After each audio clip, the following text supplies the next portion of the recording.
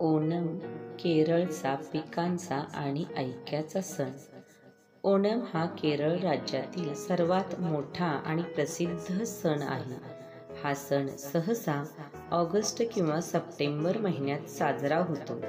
हा पिकांचा सण आणि राजा महाबलीच्या आगमनाची आठवण म्हणून साजरा केला जातो. पौराणिक कथेनुसार महाबली हा एक न्यायप्रिय, दयाळू आणि प्रजाहितैषी असुर राजा होता. त्याच्या राज्यात सर्व लोक सुखी होते.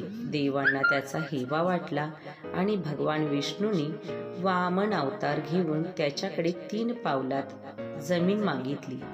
वामनाने 2 पावलात पृथ्वी आणि आकाश व्यापले आणि 3ऱ्या पावलात महाबलीने स्वतःचे मस्तक अर्पण केले. त्याच्या भक्तीमुळे विष्णूने त्याला दरवर्षी आपल्या प्रजेची भेट घेण्याची परवानगी दिली. महाबली राजा आपल्या प्रजेची भेट घेण्यासाठी येतो अशी लोकांची श्रद्धा आहे आणि त्या स्वागतासाठी ओणम साजरा केला जातो. ओणम हा 10 दिवस चालणारा सण आहे. पहिला दिवस अथम आणि शेवटचा दिवस तिरुओणम असतो. या काळात घराघरात दररोज रंगीबेरंगी पुक्कळम म्हणजेच फुलांची रांगोळी सजवली जाते. पिवळी, केशरी, पांढरी, लाल अशी वेगवेगळी फुले वापरली जातात. ओणमच्या मुख्य दिवशी ओणम सद्या नावाचा भव्य जेवणाचा बेत असतो.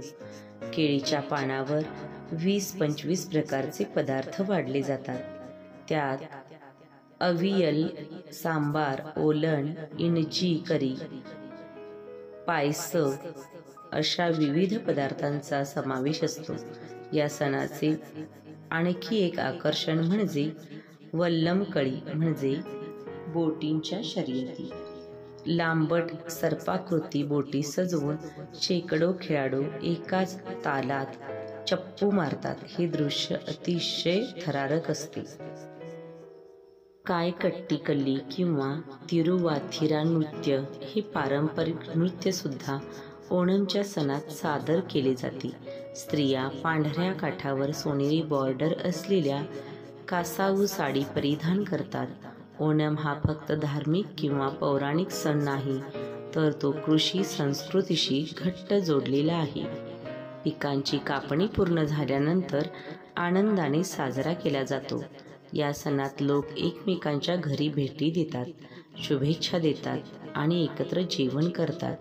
ओणम केरळमध्येच नव्हे तर जगभरातील मल्याळी समाजामध्येही उत्साहाने साजरा केला जातो.